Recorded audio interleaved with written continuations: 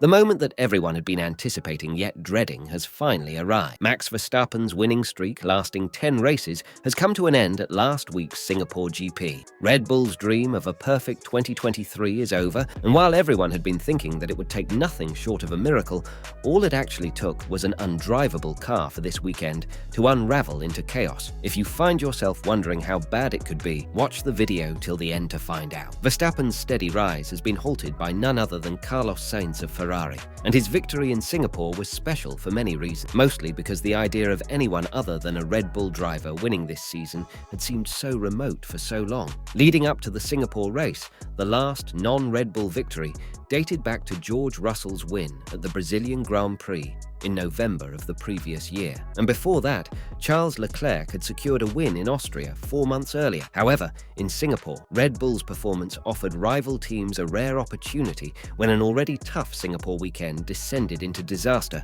with a double Q2 elimination for Verstappen and Sergio Perez. In the closing laps of the race, 4 drivers from 3 different teams were in contention for the win. The absence of a Red Bull driver on the podium for the first time since 2018 was the most significant surprise of the race. Red Bull had expressed concerns about its performance leading up to the Singapore weekend, but things turned out to be even worse than expected. Verstappen voiced frustration with the car's behavior under braking as he struggled to secure the 11th fastest time in Q2.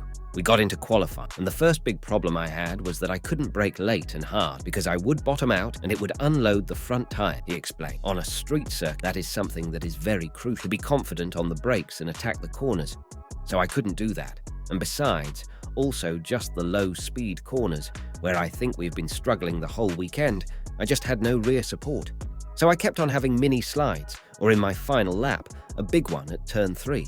When it's like that, there is no lap time. Although Red Bull did not reveal specific details regarding the issue, by Sunday evening, the team appeared confident in identifying the root cause. The leading theory suggests that the unique characteristics of the Singapore street circuit prevented the car from operating at its optimal ride height, and attempts to adjust the ride height resulted in instability during corner entry. Red Bull worked on both Singapore and Japan in advance of this doubleheader, and Verstappen said the exact same car felt amazing around Suzuka on the simulation, but even considering that, this was still a disastrous outcome. I think we have got a much clearer understanding of the issues in the race, which is primarily a setup problem, Horner said.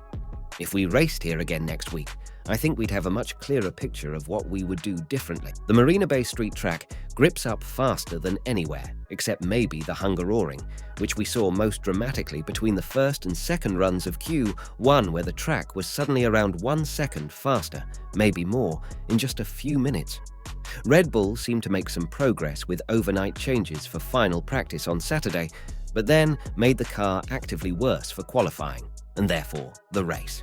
So in analysing just what went so badly wrong, what was left was a car which was put fundamentally in a very difficult setup window by the particular demands of the track. But that should only have taken it from the fastest car by a huge margin to a merely competitive one. However, missing the setup window then prevented Red Bull from even achieving that. On most other tracks, the RB19 can run a lower rear ride height than any other cars without generating excessive bouncing, because of its high sophisticated floor and a clever rear suspension design. The other cars, which cannot run as low as the Red Bull without triggering bouncing, don't need to be concerned about grounding the plank to an illegal extent, because they can't run that low anyway. But Red Bull had to run the car much higher than usual to keep it legal for Singapore, and unlike many of its rivals, its aerodynamics haven't been optimized around such a high ride height. It's time to shed light on the other factors that further complicated elements for Red Bull on Marina Bay Street. Team boss Christian Horner insisted after the race that the revised floor was definitely not a contributing factor, but if all that wasn't the real problem in Singapore, what else was? Part of the RB19's usual strength is its relatively soft, long-travel rear suspension, which plays a crucial role in allowing the underfloor aero to work so effectively, providing big, consistent downforce as the car's dynamic state changes. After sim testing, Red Bull arrived in Singapore with an even softer suspension than usual. But when its drivers went out on track for Friday practice, it was clear that the resurfaced parts of the track had removed the bumps and made the grip level far higher than simulated. And so, the car was grounding out from the combination of high grip and high roll. The increased movement from the soft suspension was probably also disturbing the underfloor aerodynamics, which would make the car inconsistent and unpredictable. Red Bull ran with stiffer suspension on Saturday in an effort to tame the wildly fluctuating underbody aero balance and the potential plank wear problem. But this just moved the problem around. The car became more predictable, but its deficit of rear grip was, if anything, even worse. If Red Bull hadn't changed anything, getting both cars into Q3 would presumably have been perfectly achievable. But further changes were made, and they created two big problems.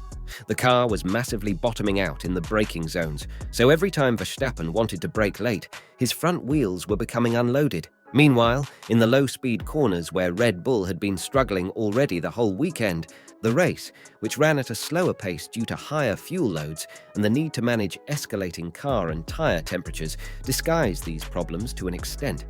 But it still wasn't possible for Verstappen to charge his way through the pack into the leading group. An unwinnable race for Red Bull, at least this time. We've gotten used to seeing Perez qualify badly and charge back towards the podium while Verstappen dominates races from the front. But Verstappen has occasionally had to fight back from difficult qualifying sessions. In Saudi Arabia, he started back in 15th, but came through easily to second place behind Perez. In Miami, Verstappen started 9th, but still won the race comfortably. But Singapore proved a challenge too far. As Lando Norris said on Sunday evening, "I don't know what they struggled with this weekend, but when I watched his onboard video yesterday, I kind of laughed because I've never seen a car that bad before." But yeah, Max also laughed about it. So we'll see next weekend. I think they'll probably be back at the top. At some point, Red Bull's winning streak was inevitably going to end, as Christian Horner put it. To win 15 races in a row in F1 is insanity. To conclude, we can say that Red Bull's first loss of the season wasn't a close-run thing, but rather a comprehensive defeat. Stay tuned to see Red Bull's fate in the upcoming races, and don't forget to subscribe to the channel.